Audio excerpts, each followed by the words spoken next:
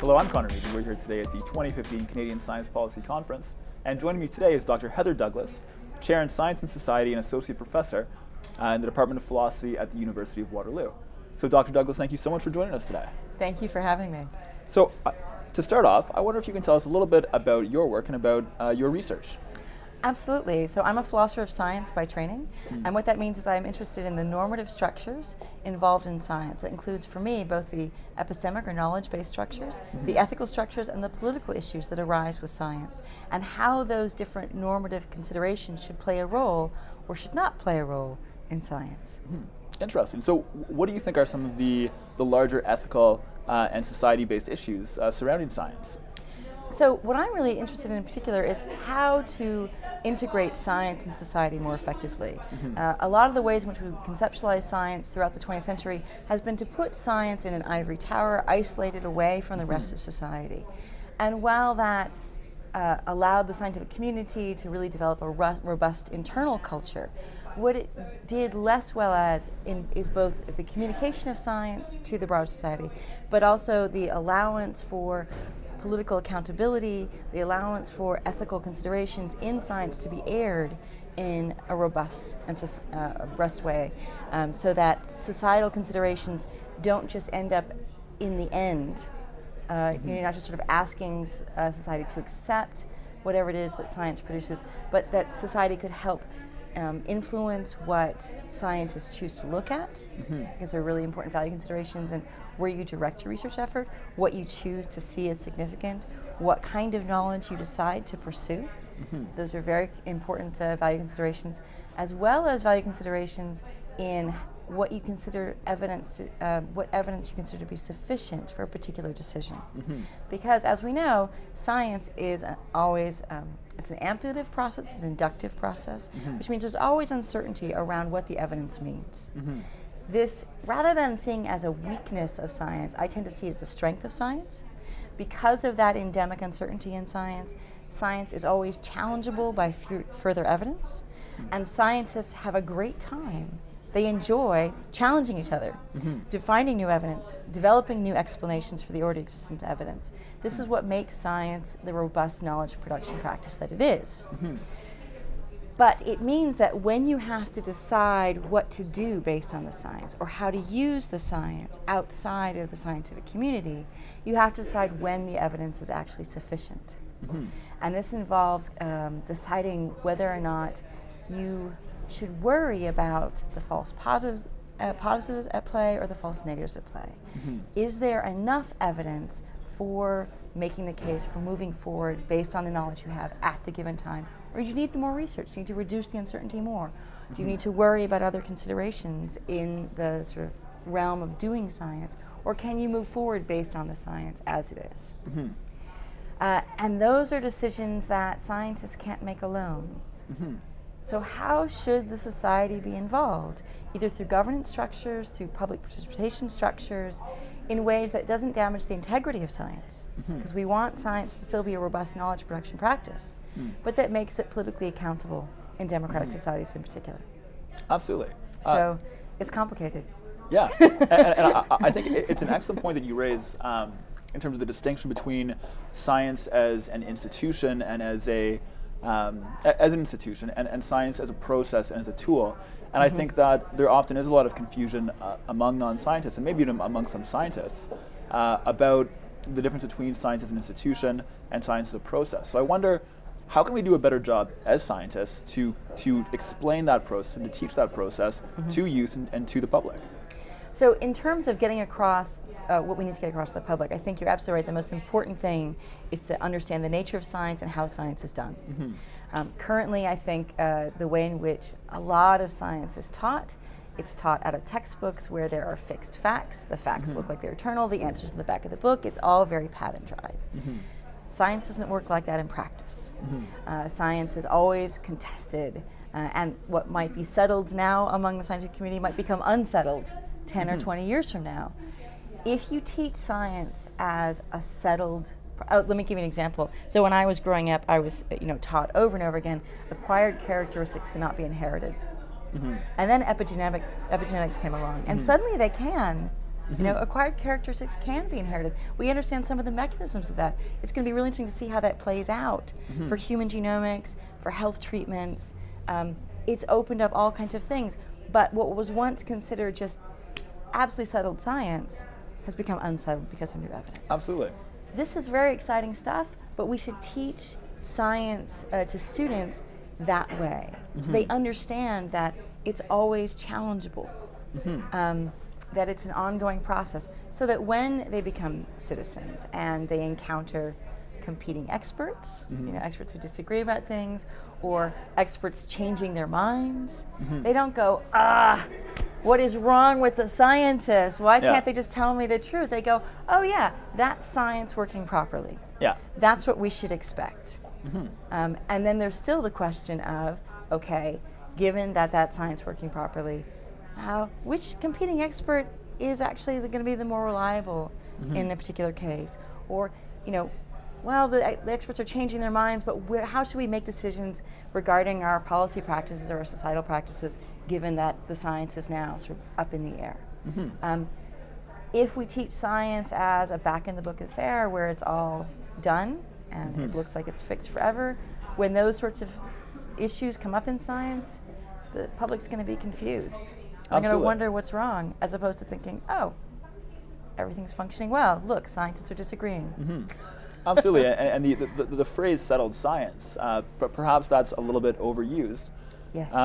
So temporarily settled, maybe we should. Yes, like a what's the word I'm looking for? Like a ceasefire. Yes, we're setting this aside for now, but it's open for future contestation if the issue should arise. Absolutely, yeah. Right? So where do you think that confusion might arise? Is it perhaps in the media's communication of science to the public, in the sense that a study will come out and often the headlines will read, "This has been concluded," or right. And as a follow-up, what can scientists do Studies show. Yeah, eggs are good for you. Eggs are not good for you. Right. So what can scientists do to perhaps communicate their humility, which I think is an essential characteristic of good science? What can we do to communicate our humility to the public more effectively? So I think scientists, as far as I can tell, are doing a pretty good job of communicating their humility. They tend to include uncertainty issues. And science journalism is happily shifting towards a model that incorporates that better. So 20 years ago, you know, objective journalism, science journalism was considered balanced when you had opposing viewpoints. Well, that's a mess, right? Because it's not like there's either, you know, one hand or the other in science. Usually there's a view, and there's an alternative explanation, and there's some worry about the methodologies, and there's some concern about the weakness of evidence, but then there's also, you know, debates about the strength of the methodology and debates about the strength of various explanations. So what you want to do when you're reporting science, I think, as a journalist, is to find multiple voices in the scientific community to assess, do you think the study was done well? Are there methodological weaknesses? Are there alternative explanations for the phenomena that either have been explored and are more well supported or haven't yet been explored? And then the science as a process becomes more apparent in the public discourse. I think teaching students in high school more about methodological issues, about worries about confounders, about the strength of various statistical testing, about sample size issues, about cherry picking sample size and why trial registries are important. These are all the kinds of analytical tools that would help general citizens engage with science throughout their lives, because I don't expect those issues to change too much. There will always be worries about confounders. There will always be issues with randomization. So those sorts of issues, I think, are the things we should be teaching, and those are the sorts of issues that science journalists should tap into in communicating science. And then the scientists, I think, can be more forthright. I was talking to someone yesterday about how science journalists were also trying to get scientists to write their papers differently, so that there were less passive voice. Instead of saying, it was done, we did. We judged that. I thought that. To take ownership of the judgments that are inherent and endemic in science. Because they're there, and people make them, people do them. It's an agency active process. Absolutely, yeah. So we should make that more apparent in how science is discussed. I agree completely. Yeah. So shifting gears a little bit, Yeah. I think most people, certainly most people at the Canadian Science Policy Conference, would agree that science is an extraordinarily useful tool to test our hypotheses about the world around us. But I think what a lot of your work probably focuses on is how do we choose which hypotheses to test in the first place? Yes. Because we don't really have as clear of a process for doing that, and it's a much more nebulous issue. So Yes. what do you think are some general issues, some general principles and general guidelines that scientists and evidence-minded people in general should use to determine which hypotheses to test in science? So first, if you're thinking about the entire sort of research ecosystem, and I think thinking about it in terms of an ecosystem is really important because, like any ecosystem, what you want is resilient, overlapping systems. You want redundancy. I know it's inefficient, but putting all your eggs in a particular basket as if this will produce the results down the road that we need is very risky in any sort of ecosystem process. Monocultures, rather unhealthy. So you want a diversity of efforts, and the diversity needs to include curiosity-driven research, which is often called basic research, but I don't like that term because it's not like everything is built off of basic or fundamental research. In fact, sometimes the technologies that are utilized in, say, big science efforts like Triumph or Compute Canada, which are technological endeavors, first and foremost, in many ways, drive curiosity-driven research, right? So what's fundamental is less clear, but curiosity-driven research where scientists have questions that they want to address and have answered because they think it's epistemically, just for our knowledge, for our understanding of the world, important. That needs to be part of the ecosystem. Public interest science, where you're trying to address issues of importance to the public health, environmental monitoring, the sort of social systems that matter to human beings. That's really important to address as well, and it's different than research that might fit into efforts that will eventually make money. Right, so there's also private interest science, and that can be funded publicly. So you can fund endeavors that are attempting to create new technologies, new products that will bolster the economy. But that's different than public interest science, and it's different than curiosity-driven science. So you need all of those components in your research ecosystem. Then within various sort of sectors, so let's, private interest science in many ways will take care of. If you sort of have the right mechanism of support, I'm not an expert on which mechanisms those are, but apparently direct grants can be even as important or more important than tax credits. Some of the evidence is showing. So there are social scientists who actually study this, what works and what doesn't, which is very helpful. In curiosity-driven research, obviously the scientists are going to be the ones who are deciding what's interesting for them and what's going to help their thinking move forward. In the realm of public interest science, obviously you need to talk to the public a bit about what kind of priorities they might have. And those priorities have to be bounded and shaped by what's feasible for scientists to do, what's plausible, sort of what scientists see is on the horizon. But if we could construct fora for deliberation and discussion between stakeholders or between representative publics. So you bring together a citizen jury that's a demographic sampling of and you have them help discuss. Arizona State University actually did this for NASA for deciding what kind of research endeavors involving space might be prioritized by members of the public. And it was very useful for NASA, both for justifying different research priorities they had to Congress, but also for sort of helping NASA ground what they were doing. NASA has huge expenditures, billions of dollars of budget. Why was it valuable to the public? Where was the value seen by the public?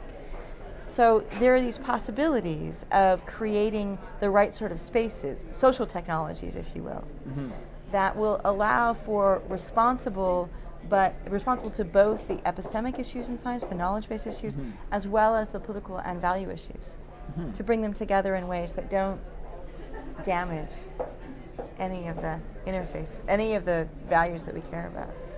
That's what I think the biggest challenge in front of us in terms of science policies, how to construct those public expert interactions so that the values that are at stake can all be respected and the right trade-offs be found. Excellent. That's a very Does that help? Absolutely, yeah. That's a very informative answer. Okay. So moving to a bit of a different topic, one of our major themes at this conference has been how to get young people involved in science, in technology, in the things that we're talking about right now. Right. So I wonder, as perhaps a bit of a case study, I can ask you about how you first became interested in science and the philosophy of science in your early life. Absolutely. So when I really loved science from a young age. I was going to be a physicist when I was 15 or 16. Probably because my dad was a biologist and it was an act of rebellion, to go to physics instead of biology. There are worse acts of rebellion. Right? Woo! So I became a physics major in college. I loved learning about physics, but I also loved philosophy and history and literature. And I really had a hard time deciding what to do.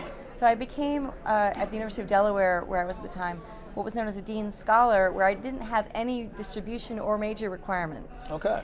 So I could take whatever I wanted across the university. And I decided to study the concept of time through physics, philosophy, literature, and history. Now I have to say it was a failure because time is too hard. It's really, really difficult. But I learned a lot about relativistic physics and quantum mechanics and some of the philosophical and historical debates about time, going back to Leibniz-Clark correspondence and sort of moving into relativistic debates in the early 20th century. I wrote a senior thesis on Gertrude Stein and how she used shifting temporal frameworks in some of her literature that were reflecting some of the work in relativity at the time. And then I thought, now what? Right? Like, okay, so I did this crazy interdisciplinary. And someone told me, Sandra Harding actually, she told me, there are these programs in history and philosophy of science. I was like, history, philosophy, science? Okay, so I'm losing the literature, it's 3 of 4. But that looks pretty good. So I went to the University of Pittsburgh for a PhD program in history and philosophy of science. I thought I was going to do philosophy of physics. And in the middle of my 3rd year there, I had a bit of a crisis, a personal crisis. I thought, okay, I could do philosophy of physics. I was thinking of working on what made a good experiment from Millikan's oil drop experiments. What makes a good experimental run? How does an experimentalist know if the equipment is working right on this particular run when you don't know exactly what the right answer should be, and the sort of judgments involved in that and the complexity of those judgments. And I thought, well, that would be an interesting thesis, but who cares? Right? Like, maybe 10 other people in the world would care. And I couldn't justify spending my academic career on something that seemed so esoteric. So I took a year off and I worked for an NGO in the city of Pittsburgh that worked on energy issues. It was called Conservation Consultants and worked on energy efficiency and green building and furnaces and insulation. It was very practical. And in the middle of my time there, someone mentioned risk analysis as a place where science and policy met. And I went, science and policy meet? I want to be there. I want to do work on that. So I went back to my department. I said, I'll come back and do my PhD, but I want to work on science policy. I want to work on risk analysis and risk assessment. And I want to understand this interface where science moves to policy and decision making. And shockingly, they said yes, because it was a history and philosophy of science program. But this is not standard material for them. And they were willing to do it. And so I wrote a dissertation about dioxin risk assessment and why it was that experts disagreed despite the very large epidemiological studies, despite hundreds, probably thousands of rodents of different species having been used in animal experiments, and despite a pretty good understanding of the biochemistry. There were 3 orders of magnitude apart between the EU and the US on how risky dioxin was. And I thought, why? Like, what's going on in this case? And that's what I wrote my dissertation about. It led me to think about the role of social and ethical values in science. What I found in the papers that I was reading were scientists were interpreting what counted as sufficient evidence differently depending on whether they were worried about overregulation or underregulation. Okay. So was the discord within the actual collection of the data, or was it Sometimes it was actually the collection of the data. So there was this famous case I wrote about in a 2000 paper involving rat liver tumors. And the same slides, the same physical slides, were evaluated by 3 different sets of experts for whether or not there were carcinogenic changes in the tissue sample or not. And the different groups of experts came up with different answers on the rates of benign, malignant, and no tumors. Same slides. Yeah. So you might wonder, okay, what? And the problem is there are borderline cases. How do you characterize them? Yeah. So it goes, for some studies, it goes that deeply into the process of doing the science. There were similar issues in epidemiological studies. So one of the key cancers for dioxin is soft tissue sarcoma that people were worried about. And there were issues of, well, do you have to have a clear biopsy diagnosis of this, or do you trust a death certificate? And the death certificate, some of them are incorrect, and you also miss cases. So are death certificates a good enough proxy whether or not someone died of soft tissue sarcoma, or do you need something else? And these sorts of debates permeated a lot of the data collection in ways that sort of showed the value judgments about evidential sufficiency. There was no place in science that was free of them. Yeah. And this is a huge challenge. This was a huge challenge for thinking about the nature of science, because I had been raised in philosophical circles. Science is value-free in its core inferential moments. And here I was finding that it wasn't, and it wasn't irrational that it wasn't. That people weren't ignoring evidence, they weren't distorting evidence, they were creating fraudulent evidence. But because of the uncertainties, they were making judgments, and they were social and ethical values were playing a role in those judgments. Yeah. And from a rationality perspective, rationally so. Pardon? From a rationality perspective, rationally so. Yeah. And this has led me to worry about, okay, how should values play a role in science? How do we protect the integrity of science, given the pervasiveness of value judgments in science? And then that leads directly to how do we make sure that political accountability is built in the right way as we move into the science policy realm. Absolutely. So that's how I got to where I am. Excellent. Thank you for that answer. And to segue off of that a bit. It's a bit long. I'm enjoying this interview quite a bit. I'm happy to keep going. What would be some of your concrete advice to policymakers in terms of how we can build better processes around science? Okay, so the first concrete advice, this is complicated. It depends on what you're trying to do. Yeah. If you're trying to build a science advising system, concrete advice includes things like make sure you've got different institutions performing different functions for science advising. So for example, you don't want your science advisor to also be your science advocate. The scientific community should not expect a science advisor to function as an advocacy conduit, because it creates a conflict of interest for them as a science advisor. Yeah, absolutely. And that just puts them in an untenable position. We want our science advisory positions to be tenable positions and not sort of to tear people apart who are in them. In addition, for democratic accountability reasons, if you have any formal science advice, and I consider formal science advice any science advice where there's a written report, more than one scientist has had to work on it, which is standard in science advice. Usually you need multiple disciplinary perspectives to get it together. You need multiple expertise.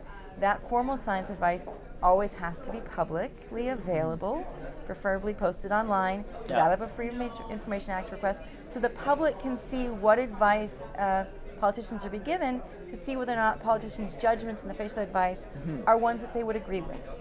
Absolutely, yeah. This is crucial for democratic accountability reasons. You can't have secret advice that's formally produced. On the other hand, you also need to have space for bad ideas to be floated about by politicians and to have them shaped and remolded by science advisors. That doesn't have to be made public. So we need to allow people to sort of try ideas out and have them sort of encounter criticism who are politicians in a protected space. So I think, Sir Peter Gluckmanson made a very nice distinction between informal and formal advice, and it's really important to have the institutional structures lined up to allow those things to happen well for political accountability reasons. And for informal advice, accountability occurs through just usually the values of the science advisor and the values of the politician have to line up if they're going to work well together. So electing someone whose values are then held accountable, we've got the accountability structure taken care of. Okay, that's science for policy. Policy for science, the other direction, there I would go back to the ecosystem resilience issue and trying to make sure that your distribution of efforts, the public funding is actually going where it needs to go, that you have evaluation structures built in place so you can actually have feedback mechanisms so there can be reflexive correction. If you look at what you've been doing for 5 years and go, this isn't working the way we thought it would, let's see what might work better. There has to be an ongoing dialogue and creating again those spaces where the dialogues can happen between the experts and the public about what is important research to pursue. That's going to be really crucial. Interesting. So experimenting with social spaces and in public participatory action. I think in really large-scale democracies like Canada is, 30 million people, right? We can't all talk to each other. We can't all fit into the agora and have a conversation the way they did in Athens. So you have to find ways of representing public interest. And certainly elected officials represent public interest by virtue of campaigns, but that's a very weak accountability mechanism for the kinds of range of decisions that they usually make. Usually no public elected official is held accountable for a particular one decision that they make. So involving the public more in advisory structures, in creating sort of participatory democracy exercises among samples of the public can help invigorate our democratic processes, even while informing our science to make it stronger. Okay. Yeah. Interesting. So, as a final question before we wrap up, I wonder if you could tell us a bit about some of your current research and some of the current maybe big questions that are keeping you up at night. Yeah. Wow. Okay. So one of the things I'm starting to think about is our issues in science communication and how to address in large-scale democracies the communication of science. So we're not just dealing with the deficit models. The deficit model is this idea that took hold, I think, in the 1970s, maybe 1980s. That look, the reason the public disagrees with scientists is the public just doesn't know what scientists know. And if only the public knew they would agree with the scientists. Yeah. This just doesn't prove to be the case. So there's really good empirical evidence, both from sort of survey evidence, where you can actually test people's sort of basic factual knowledge, and then whether or not they agree with scientists. And it turns out that sometimes the more they know, the less they agree with the scientists. Okay. Which is very much against the deficit model. Yeah. And when you bring people together in a deliberative context with scientists, very often the scientists learn as much about what's happening on the ground, about additional considerations they hadn't folded into the research, as the public learns from the scientists. Yeah. So how do we rethink what science communication should be about instead of just disseminating information? How to make it a two-way dialogical process. Embedded in science communication literature, it seems to me right now, is measures of success are if the public agrees with the scientists. Okay, yeah. But maybe in some cases, the scientists need to learn something from the public. Yeah. So how do we think about what you consider success in science communication if it's not always just do scientists and the public agree? Yeah. So how do we balance the needs of democracy and the philosopher kings? Well, let's not go to the philosopher kings. That's a terrible idea. No philosopher kings. So those are some of the issues that I'm thinking about these days, and that feeds into the broader issues of how science and democracy should fit together. So science and democracy both arose out of the Enlightenment. I like to think of them as siblings, which means sometimes they get along really well and sometimes they're rivalrous. Sometimes they don't fit together at all. So how do we make them work together well? across all these different science policy interfaces. Interesting. I suppose that's the big agenda I have these days. Excellent. Well, so as before we go, I just want to ask quickly for the benefit of our viewers, where can we go online to learn more about your work and more about some of the topics we discussed today? Yeah, so I have a very full page on academia.edu. Okay. I tend to post all of my preprints of papers and talk slides and reports on there, and so there's a mess of documents there, and they're all freely available. There's no paywall. Excellent. So that's a really, that would be the first place I would go. That involves, of course, reading stuff that I've written. I have some YouTube videos of me talking for like an hour. I don't know if anyone wants to really commit that much time. Anybody who's made it this far in our interview is definitely, they're hooked already. So there are some hour-long talks on the moral responsibility of scientists, on science and democratic systems, and scientific integrity in politicized situations, those sorts of issues that I've talked about, and people have kindly recorded them and posted them online. Excellent. So you can go find those things, and of course you could always email me. And if you Google Heather Douglas Philosophy, it's usually me. Excellent. Well, we'll be sure to include links to the academia.edu profile and anything else we can find in the description to this video. So once again, Dr. Douglas, thank you so much for joining us, and it's been an absolute pleasure. Likewise. Thank you. Thank you.